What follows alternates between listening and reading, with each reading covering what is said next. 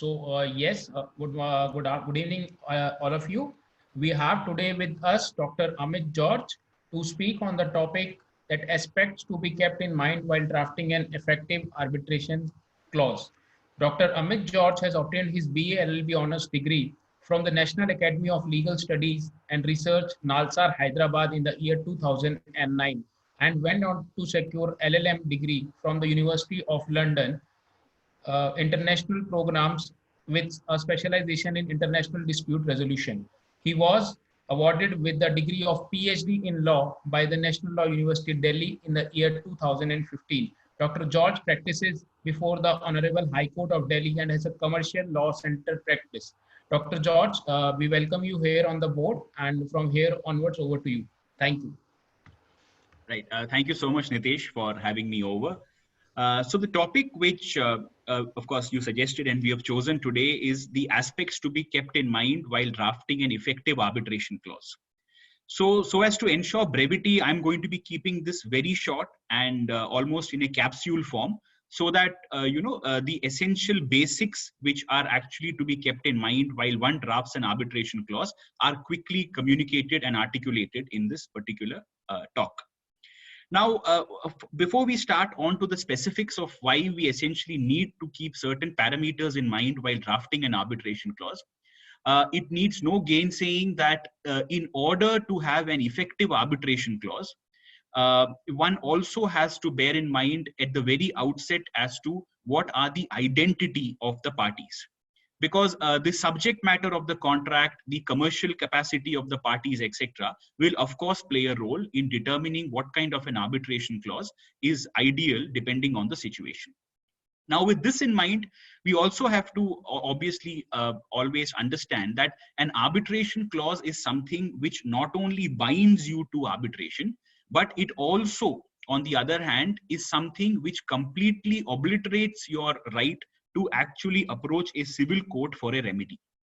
Therefore, it is important to be able to draft an effective arbitration clause, because once you sign on an arbitration clause, no matter how shambolic it might be, no matter how one-sided it might be, it is too late in the day later to try and wriggle out of it. Therefore, it is of utmost importance that when we sign on to an arbitration clause, we are conscious of the effect that that arbitration clause has on our rights and liabilities under the law. Now, with this in mind, having set out why drafting an effective arbitration clause is important from the point of view of a party, we can now briefly move on to what is an essential checklist for you to keep in mind while you draft an arbitration clause. Nitesh, could you please enable my could you please enable the sharing option? Then I'll be able to share the PPT.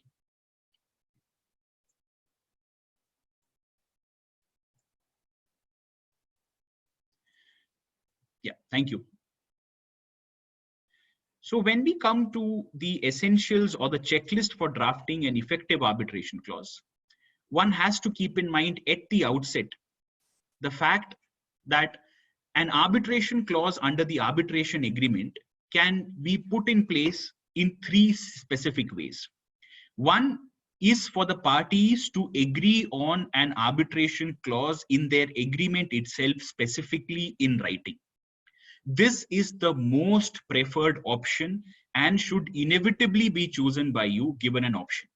The reason for this is that there are two other ways, of course, in which an arbitration clause can be deciphered between the parties. One is by reference, which is if you already have an existing contract between the parties, or if there is some standard form contract in that particular industry which contains an arbitration clause, you may decide to merely have a reference to that clause in your agreement. For instance, you may say the arbitration clause in the present contract will be deemed to be the same as in the X or Y contract which was entered into earlier between the same parties. Alternatively, under Section 7 of the Arbitration and Conciliation Act, even if you had an exchange of certain communication between you and the counterparty, for instance, in the case of a sale purchase, somebody may place an order upon you, you may agree to that order, and in that communication, in those emails exchanged between the two of you, there might be a stipulation placed by the other side for an arbitration clause, which you might have agreed to. Therefore, both these alternatives are also one way or alternative ways of actually articulating an arbitration clause. But I would seriously recommend against choosing these options, because if you choose these options, you still leave open a certain leeway for the other side to argue that the incorporation by reference or the incorporation by exchange of communication remained incomplete and did not lead to a binding agreement. In fact, there are lots of judgments, a lot of case law which has been generated precisely because of this controversy. Therefore, always remember, even though it is legally permissible for you to actually have an arbitration clause by reference or exchange of communication, do not choose these options, but opt for an arbitration clause specifically in writing in your particular agreement. Now, having kept that in mind, you also need to be very, very sure that the arbitration clause itself is something which is actionable. Now, when I say actionable, I mean from the perspective of how can the arbitration clause be triggered. Now, this is where pre-arbitration mechanisms come. In various industries, or maybe even as a matter of general commercial practice now, there are many agreements which provide for a pre-arbitration mechanism before you can formally invoke arbitration. To give you an example, in the construction industry, it is very common to have a mechanism of a slightly more informal adjudicatory process called the dispute review board, to which disputes are referred to prior to them being referred to arbitration. Similarly, even in the most simple contracts, we may find clauses requiring an attempt at mediation between the parties before arbitration can formally be invoked. Now, this is purely a matter of choice. It's a matter of subjective choice. But please do remember, if you do provide for a pre-arbitration mechanism, then only provide it if you actually intend to take benefit of that mechanism in the future. Many a times we see parties, agreeing to a DRB procedure or agreeing to some form of conciliation before the arbitration. And then ultimately when disputes arise, they find these mechanisms to be completely without value. And then when they try to directly invoke arbitration, there is obviously an objection raised to the effect that the arbitration invocation is premature. Therefore, even when you have an arbitration agreement specifically in writing, always be careful that you only put in a pre-arbitration mechanism clause if you are perfectly satisfied with the need for the same and you intend to actually follow the same in letter and spirit in the future. Otherwise, avoid pre-arbitration mechanisms and directly provide for the invocation of an arbitration upon any dispute or difference arising. Now, once we take care of these essential prerequisites, it is also important for us to make a fundamental choice, that is between institutional and ad hoc arbitration. Now, to put it very simply, an institutional arbitration is one where the entire arbitration is conducted under the rules of an arbitral institution. To give you the example of arbitral institutions in the country, we obviously have the Delhi International Arbitration Center, and we have the Nani Palkiwala Arbitration Center. And even internationally, we have many institutions which actually govern arbitration, such as the LCIA, ICC, etc. Now, ad hoc arbitration, on the other hand, is one which, as the term itself signifies, one which is purely governed by the specific procedure agreed to between the parties or as determined by the arbitrators during the course of the arbitration proceedings. Therefore, the choice essentially is one between going for a regimented set of rules of an institution or going for an option which gives you more freedom. Now, through past experience and essentially the evolving jurisprudence around the nature of arbitration, there is generally a consensus that institutional arbitration is on a normative level better in terms of speed, efficacy, and standard of adjudication. But this essentially is a choice which the parties themselves need to make. And one important question which you have to bear in mind is that once you agree to the institutional rules, then there will be a certain regimentation of the process in the future, which you must consciously be able to adhere to. Now, most of this regimentation is obviously on the positive side, and therefore, as a recommendation, I would always say an institutional arbitration, which can be triggered by specifically referring to the rules of a particular institution in your arbitration clause is something which is preferable as compared to an ad hoc arbitration. Now, this is of course in relation to the choice of the institution. Now, when we come to the identification of disputes, this is also an important area. See, when you decide to opt for an arbitration, the entire purpose is that you will be able to refer all disputes which arise between the parties to the arbitration process. Now, this is usually not a problem, but in certain clauses you will find that the identification of the dispute is narrow. For instance, what is a widely worded arbitration clause? A widely worded clause would say, all disputes and differences arising between the parties of whatsoever nature in relation to the contract will be referred for arbitration. That is possibly one example of a widely worded clause. Now, what is a narrowly worded clause? A narrowly worded clause would be matters of interpretation, matters of rate, matters of valuation, matters of design construction, etc. So some of these clauses you will find maybe not by design, containing words which subconsciously will actually narrow down the nature of disputes which can be referred to arbitration.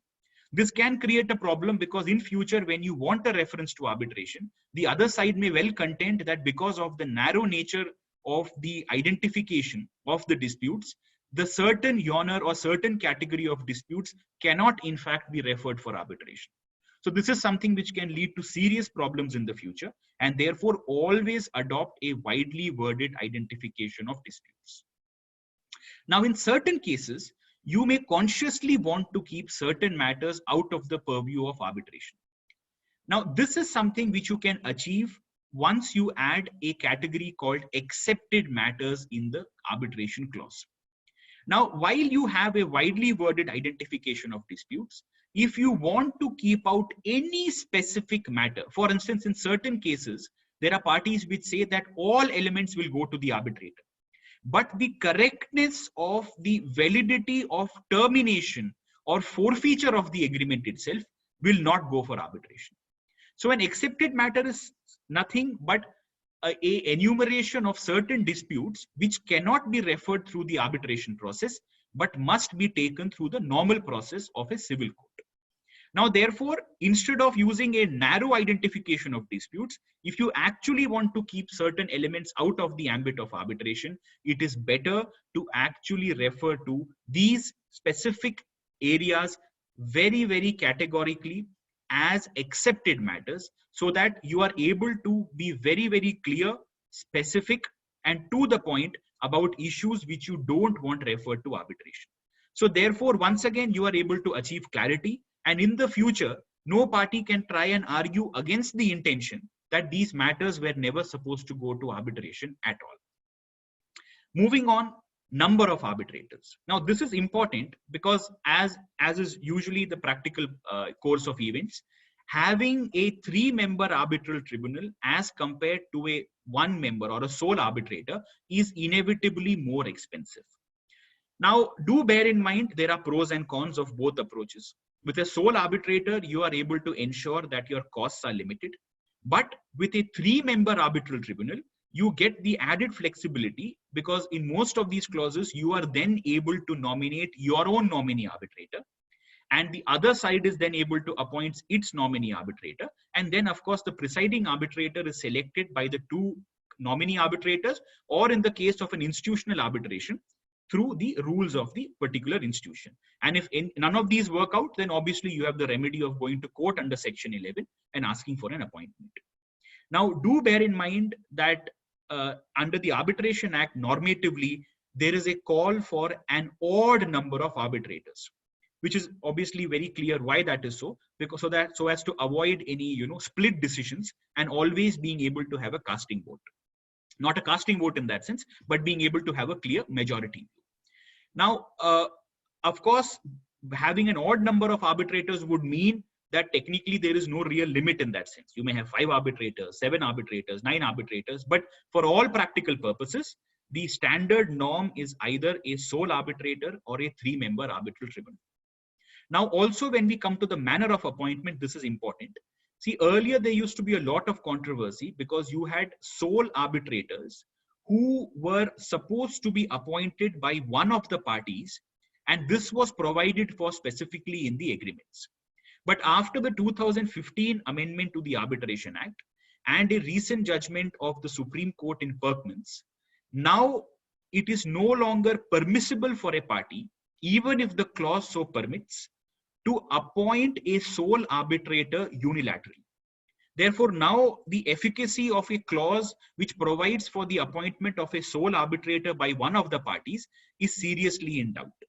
Therefore, as long as the appointment of a sole arbitrator is concerned, in the present scenario, it is therefore advisable to either have the appointment through mutual consent, or in the future, of course, leave it to the court to do the appointment in a Section 11 petition, or if it's an institutional arbitration, to have the institution itself appoint the arbitrator.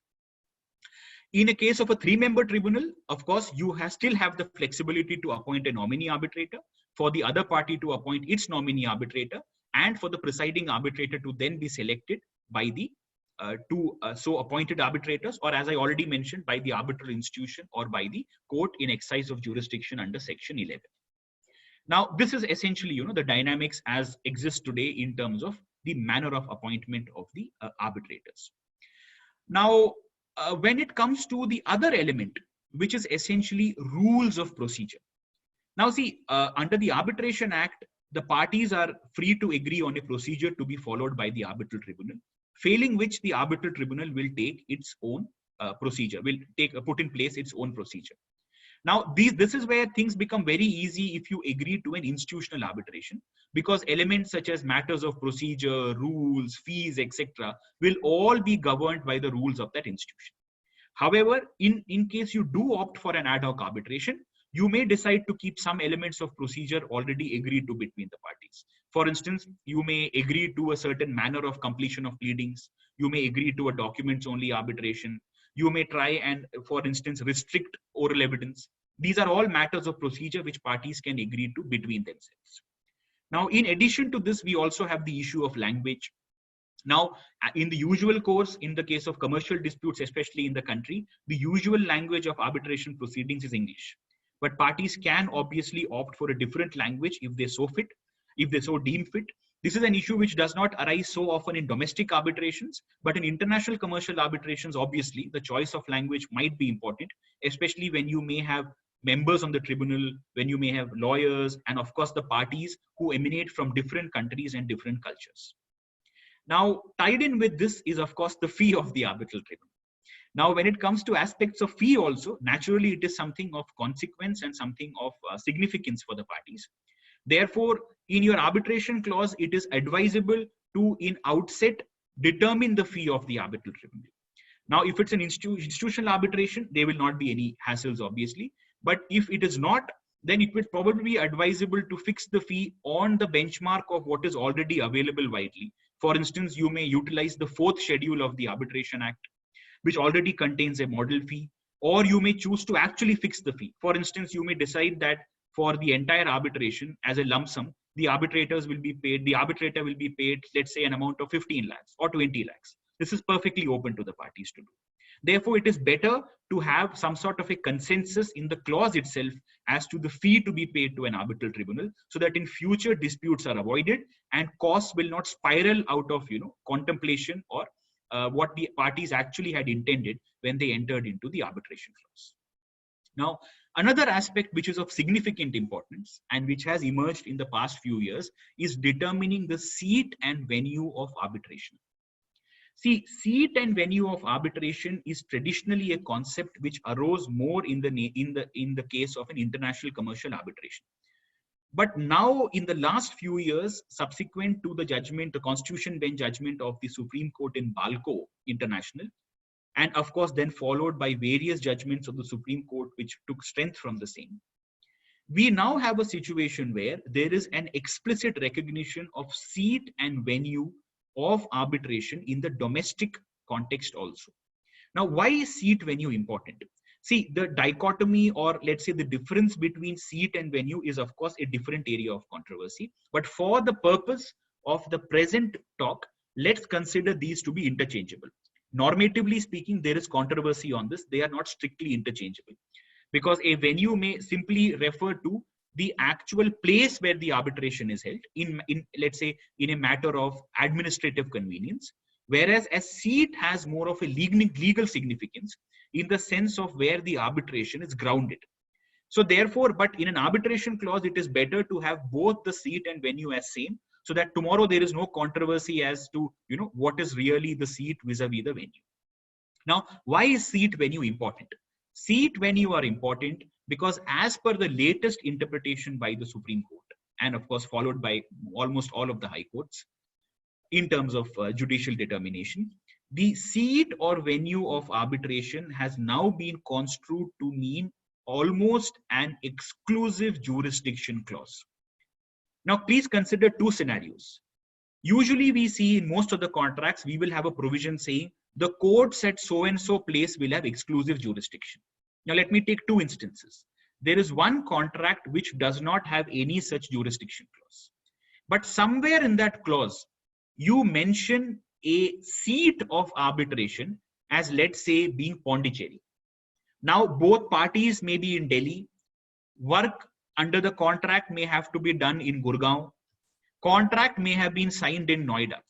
Pondicherry is nowhere in the picture. So under our standard understanding of jurisdiction under the CPC, Pondicherry can by no stretch of imagination be brought as the venue of or seat of arbitration, or the consequence of that being that the courts at Pondicherry will then get the jurisdiction.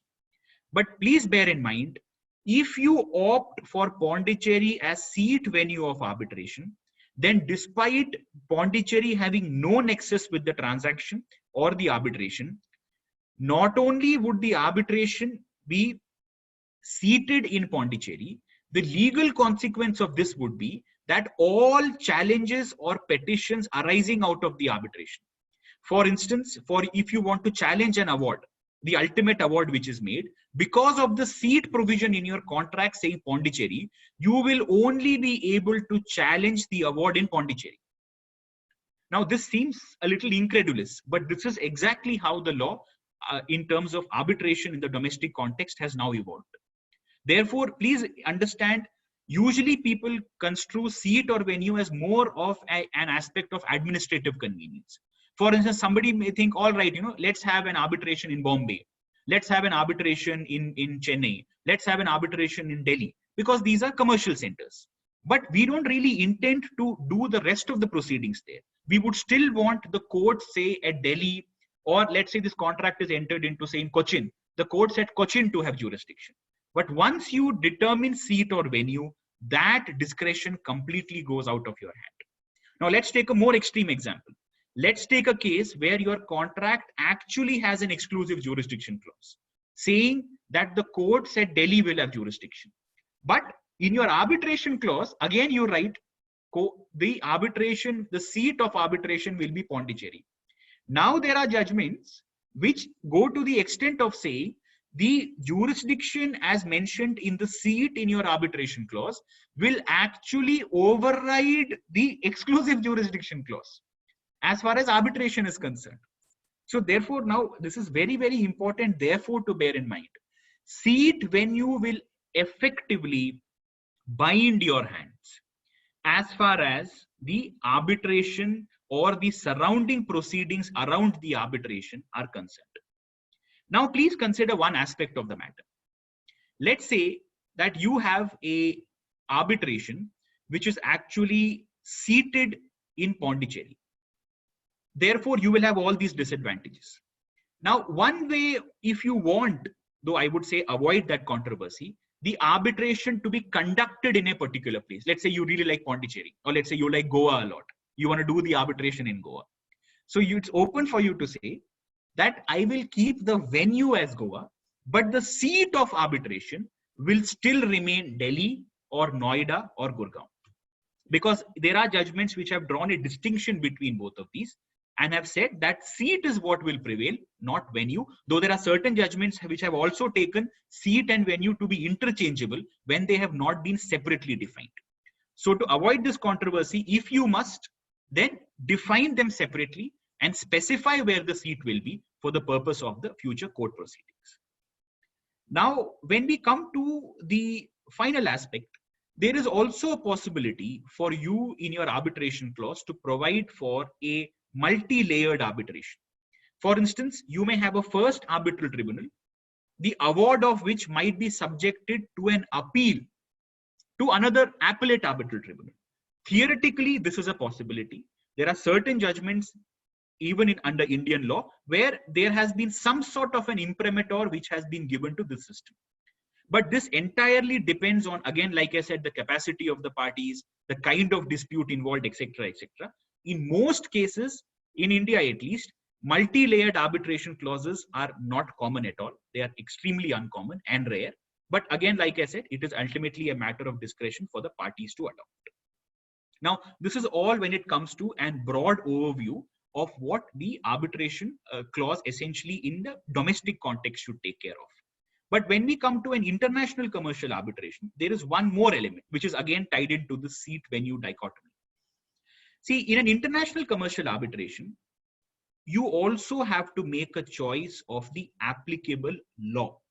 Now, instead of law, I must use the word laws in plural. Because if you have a domestic arbitration, the applicable law or laws will always be Indian law. Because it is an arbitration between two Indian parties. There is no international element. And it is an arbitration, obviously, therefore, which will subscribe to the Indian law. There is, of course, a certain controversy in the sense of whether two Indian parties can actually agree to a foreign seated arbitration or not. That is a different matter altogether. I am not touching that controversy in the present piece. Now, but when we come to an international commercial arbitration, there are two laws at play. There is the substantive law, which is the law which applies to the contract. For instance, there is an Indian party which enters into an agreement with, let's say, an Italian party for, let's say, import export of certain goods. The Indian party is now exporting certain handicrafts to this Italian party based in Italy. Now, when they enter into the contract, one is an Italian party, one is an Indian party. So what is the contract between them going to be subject to? Will it be subject to the Indian Contract Act? Will it be subject to the Italian equivalent of the Contract Act? Or will it be subject to certain, model law, which may be applicable to international trade? So therefore, parties have to make a conscious choice in an international arbitration clause as to what will be the substantive law of the contract. This is one aspect. In an international commercial arbitration, you also have to take care of the governing law of the arbitration agreement. Now, what is the governing law? The governing law is one which will determine how your arbitration clause will be operationalized. And pursuant to that, how your entire arbitration proceedings thereafter will be supervised and will be subjected to scrutiny. For instance, and this is something which usually, though not in all cases, ties in with the seat of arbitration. Now, if you say your governing law will be Indian, then essentially what you are saying is your arbitration clause will then be construed by means of reference to the Indian Arbitration Act. If, however, you would say it's supposed to be the Italian version or the equivalent of the Arbitration Act, then that will become the governing law. This has serious practical consequences. For instance, usually the way we determine governing law is the seat of the international commercial arbitration is seen to have the greatest closeness to the governing law. This is not an absolute truth because it varies from jurisdiction to jurisdiction. English courts take a slightly different view. Indian courts take a slightly different view. But always remember, I'm so sorry, just give me a minute. But always remember that when you take a conscious choice to make any international city, or let's say a foreign city, or any place outside India as a seat, the usual consequence will be that you will also be agreeing to the governing law being the applicable law in that jurisdiction, as far as your arbitration clause is concerned. So to give you like a slightly more complex example, in this example which we have of the Indian party and the Italian party, both parties may agree that the substantive law of the contract shall be the Indian Contract Act, but they may agree that the seat of the arbitration shall be London, in which case the governing law of the arbitration clause might be, if you don't specify it to a large extent, construed as being the English Arbitration Act. Now, to make it more explicit, it is obviously advisable to be clear in your clause and say that the English Arbitration Act will be the governing law, or the English law will be the governing law. Now, therefore, in a case of an international commercial arbitration, you have to be clear about the substantive law and the governing law. Now, there are certain cases where there is a third element also, which is law of the seat. This will come in if you are not clear as to, what is seat, substantive, and governing law. Therefore, in a perfect clause or in an ideal clause, you would obviously have a clear demarcation of what is substantive law and what is governing law. And to avoid most controversies, it is better to have the governing law as the same as the seat of arbitration. That's the standard practice, which is obviously better to adhere to. Now, therefore, this is essentially, the broad parameters of what can constitute a effective arbitration clause. Though, of course, the actual, parameters which you might apply will significantly vary, in terms of a lot of choices which one might make in terms of expense, in terms of the nature of the contract, in terms of the identity of the parties, etc. But this is like a broad formulation which all of you might keep in mind, so that to ensure that there is a clause which does not create too much of trouble or does not lead to too much ambiguity or counter results in the future when parties actually try to operationalize the arbitration clause. So that's it for me. And Nitesh, once again, thank you so much for having me over. Thank you so much, Dr. Amit George, for throwing the light on this subject. While we were dealing with the other aspects, I think one of the important aspects is to see that how to draft an arbitration clause amongst the other part of the arbitration and the other contracts to be made. What essentially take me here to one to questions which may or do arise oftenly out of drafting an effective arbitration clause. So, this methodology of selection and number of arbitrators, how do you define that? What one should keep in mind while adopting this methodology of appointing 1, 2, or 3 arbitrators? Right. See what, so Nitesh, the only answer possibly is, again, it's going to be very subjective. It is essentially going to be an aspect of the dispute. For instance, if the contract itself is something relatively simplistic in nature, which will not require, an examination of very broad areas. For instance, there may be a very simple contract in terms of lease of a particular apartment building, right? Terms might be very uncomplicated, etc. This is something which is preeminently suited to a sole arbitrator. But let's say you have a contract, say a very complex contract for, let's say, building a nuclear power plant. Now that will have multiple elements: civil construction, you will have, BOP, you will have the heart of the plant in terms of turbine, generator, etc. So this is a contract which will not only involve, say, legal interpretation, but might also involve significant elements of technical input, issues of quantification, engineering, etc. So even though a sole arbitrator can also take, recourse to certain experts for the purpose of adjudication, in more complex arbitrations, parties usually want to have the freedom to be able to nominate a nominee arbitrator who will be able to understand and articulate that particular area of controversy, which you will not have an option of doing if it is sole arbitrator, because now, especially with the law, the way it's developed, you have no say in who the sole arbitrator is going to be. So therefore, I think it's again a very subjective choice, but again, a choice which is more premised in the sense of the nature of the dispute. And of course, the element of cost is also there. If your claim is going to be a small claim, it really doesn't make sense for you to be able to, pay a 3-member arbitral tribunal. So the complexity of the dispute and the amount involved are the main criteria. Yeah, definitely that would be a part of it. And another question which seems to be in my mind, it's a very centric question which generally people takes up, is with regard to the fixing of the fees and the schedules. So how much important it is to go with the pattern as provided in the schedule, or to have it written in the clause about the fee of the arbitration, or to have it decided by the court. So what would be the best method or mode what you see in your opinion is to be the perfect figure for deciding the fees of an arbitrator? See, I think the best way to do it is to refer to a particular schedule. This has two advantages. One, it gives you certainty because you can obviously look at the schedule today in front of you and see what is going to be the likely expense. For instance, you may go by the fee schedule under the fourth schedule of the Arbitration Act. You may go by the DIAC schedule. You may go by the NPAC schedule. This gives you an advantage in terms of certainty.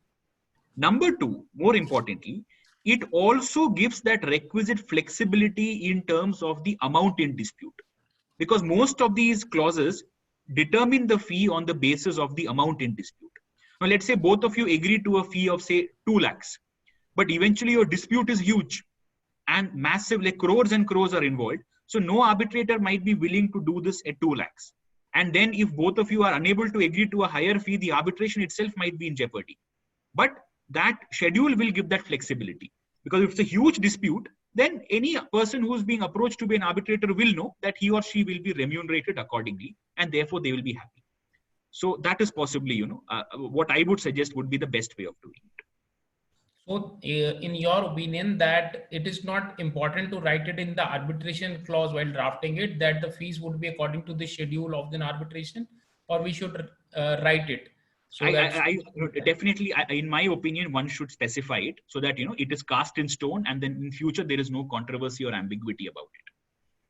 So in overall, what you have stated today with regard to an drafting and this is an important part like an arbitration clause. What we have gathered from overall of the point and the knowledge which you have given is like everything should be on the paper and it has to be in writing. So because right. If in an arbitration clause something is not there or something is missed out, then on that portion only there are a lot of interpretation and there are a lot of misrepresentations between the parties with regarding to the drafting of that arbitration clause. Is it so? Right. Yeah, absolutely. Because see, another problem is, as I mentioned at the outset, when you are entering into an arbitration clause, you are entering into a separate ecosystem of dispute adjudication altogether. So when you go to the civil court, there are a lot of things which you are aware of because there is a standard practice, there is a procedure, right? There are, of course, rules of procedure which bind. So there is a certain element of certainty. With arbitration, the very basis of arbitration is party autonomy, that parties can decide, a flexible procedure or a flexible way of doing things. Now, the problem is a lot of persons, therefore, once they enter into an arbitration clause, when the arbitration arises, they are shell-shocked that I never agreed to this. But then it's too late because you can't, set the clock back and go back many years and say, oh, I want to make this change. So it's basically, I would not call it a cage, but you are designing, a kind of a house in which you are going to have your dispute interaction in the future. And therefore, you have to be very careful in terms of, how you design it. So importantly, it has to be designed in a manner so that it should not collapse in future. yeah. And especially not collapse on your head in future. Right, absolutely, Dr. George. I think with this, we have completed the today's session with regard to points, key points or aspects to be kept in mind while drafting an effective arbitration clause, as has been explained by Dr. Amit George today. Dr. George, we are lucky to have you today on the board with regard to this topic, and you have Dr. George has spoken candidly on this topic on the aspects of the drafting and arbitration clause, which we do not find in the books and in the judgments. And sir, we would like to thank you from the bottom of our heart to have on the board and spoken to us on this very important topic. Thank you so much with us. Thank you so much. Thank you. Thank you, Nitish.